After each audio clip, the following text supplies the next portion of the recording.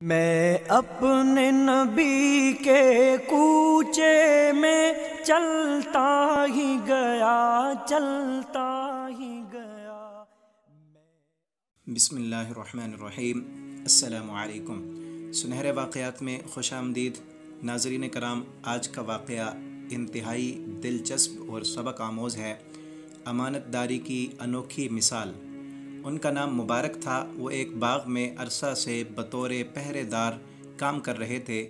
ایک دن اس باغ کا مالک اپنے چند مہمانوں کے ساتھ باغ میں آیا اور حکم دیا، مبارک، آج ہمارے کچھ خاص مہمان آئے ہیں، کچھ میٹھے انار توڑ کر لاؤ اور انہیں مہمانوں کی خدمت میں پیش کرو۔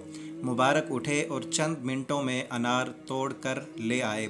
مالک نے ایک انار توڑا، اس کو چکھا تو وہ سخت کھٹا تھا۔ دوسرے انار کو توڑا، وہ بھی کھٹا۔ مبارک کو آواز دی، ارے میاں، ہم نے تمہیں میٹھے انار لانے کو کہا تھا، تم کھٹے انار لے آئے۔ وہ دوبارہ گئے اور مزید کچھ انار لے کر آ گئے۔ مالک نے ان کو توڑا، وہ بھی کھٹے نکلے۔ وہ سخت ناراض ہوئے، تم اتنے سالوں سے اس باغ میں کام کر رہے ہو، مگر تمہیں آج تک کھٹے اور میٹھے اناروں میں فرق معلوم نہیں ہو سکا۔ مبارک کہنے لگے، آقا، بلا شبہ میں کھٹے اور میٹھے اناروں میں تمیز نہیں کر سکتا۔ میں نے آج تک اس باغ کا کوئی انار کھایا ہی نہیں، تو پھر کھٹے اور میٹھے میں تمیز کیسی؟ مالک نے جب اس کا جواب سنا تو سناٹے میں آ گیا۔ کہنے لگا، مبارک، تم نے آج تک اس باغ کا پھل کیوں نہیں کھایا؟ مبارک، آپ نے باغ کی رکھوالی میرے سپرد کی تھی، اس باغ کا پھل کھانے کی اجازت آپ نے نہیں دی تھی، تو اس لیے میں نے نہیں کھایا۔ باغ کے مالک نے جب اس کا جواب سنا تو نہایت متعجب ہوا۔ مبارک کے تقوی اور امانت داری پر مہمان بھی حیران رہ گئے۔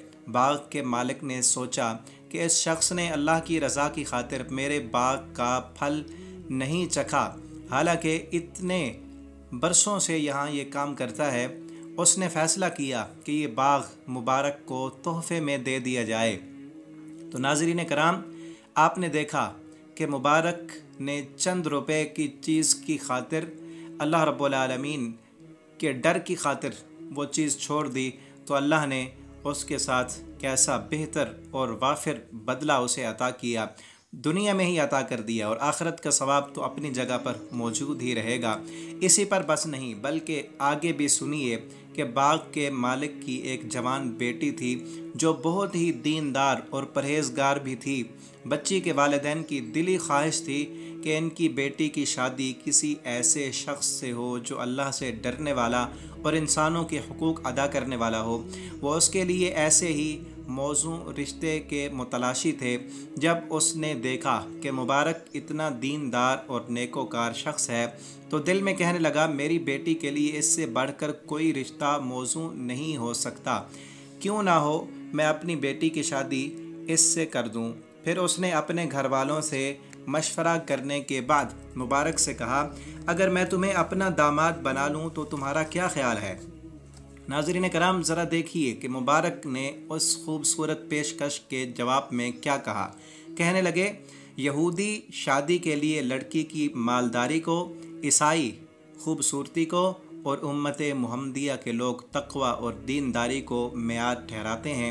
مالک جو پہلے ہی ان کی پرہیزگاری اور دیانتداری سے نہایت متاثر ہو چکا تھا، جب اس نے یہ جواب سنا تو مزید متاثر ہوا۔ گھر آ کر اپنی اہلیہ کو یہ بات بتائی۔ وہ کہنے لگیں، بلا شبہ مجھے بھی اپنی بیٹی کے لیے مبارک سے بہتر کوئی رشتہ نظر نہیں آتا۔ تو ناظرین کرام، یوں مبارک کی شادی اس باغ کے مالک کی بیٹی سے ہو گئی، اور پھر اس مبارک جوڑے کو اللہ تعالی نے اپنی برکت سے نوازا۔ ان کے ہاں ایک بیٹا پیدا ہوا جس کا نام انہوں نے عبداللہ رکھا۔ عبداللہ کو علم دین پڑھایا گیا، چنانچہ جب بڑے ہوئے تو بہت مشہور محدث بنے۔ انہوں نے اپنے علم سے ایک جہاں کو منور کیا۔ دنیا آج ان کو امام عبداللہ بن مبارک رحمہ اللہ کے نام سے جانتی ہے۔ ناظرین کرام، واقعہ تو ختم ہو گیا، لیکن یہ واقعہ ہمارے ذہنوں میں کچھ سوالات چھوڑتا ہے، جن میں سے ایک یہ ہے کہ کیا ہم نے کبھی اپنے رشتے کرتے وقت دینداری اور پرہیزگاری کو معیار بنایا ہے؟ میں یہ نہیں کہتا کہ لڑکی میں خوبصورتی یا اس کے خاندان، اس کی دولت کو بالکل نظر انداز کرنا چاہیے۔ اسلام نے برابری کی اہمیت کو تسلیم کیا ہے، یعنی لڑکا لڑکی کا کفو ہونا چاہیے، لیکن یہ بات ذہن میں رہے کہ تقوی اور پرہیزگاری پر مبنی رشتوں کا انجام ہمیشہ اچھا ہی ہوا کرتا ہے۔